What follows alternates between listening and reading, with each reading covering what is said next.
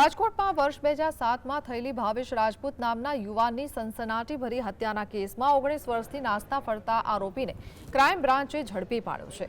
Bhaktinagar police સ્ટેશનમાં નોંધાયેલા ગુનામાં એક મહિલા પ્રેમિકા મંજુલા અને 3 નેપાળી શખ્સોએ મળીને યુવાનની હત્યા કરી હતી। ઘટના બાદ તુરંત પ્રેમિકાની ધરપકડ કરવામાં આવી હતી, પરંતુ અન્ય 3 નેપાળી શખ્સો પોલીસને ચકમો આપી ફરાર થઈ ગયા હતા।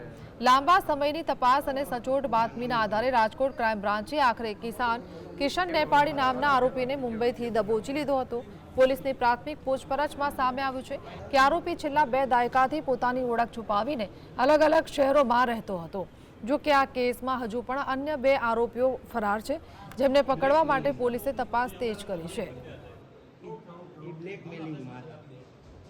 4 આરોપીઓએ મળીને એક ભાવેશભાઈ રાજપૂત નામના વ્યક્તિની જેની ઉંમર 24 વર્ષ હતી એને અપહરણ કરી અને એને ગળાના ભાગે તીક્ષ્ણ હથિયારથી ઈજા કરી એને મારીને વોકળામાં નાખી દીધો હતો અને 10 દિવસ પછી એમની બોડી મળી હતી અને એ ગુનામાં ત્યારથી એ જે આરોપી છે કિશન નાસ્તો કરતો હતો।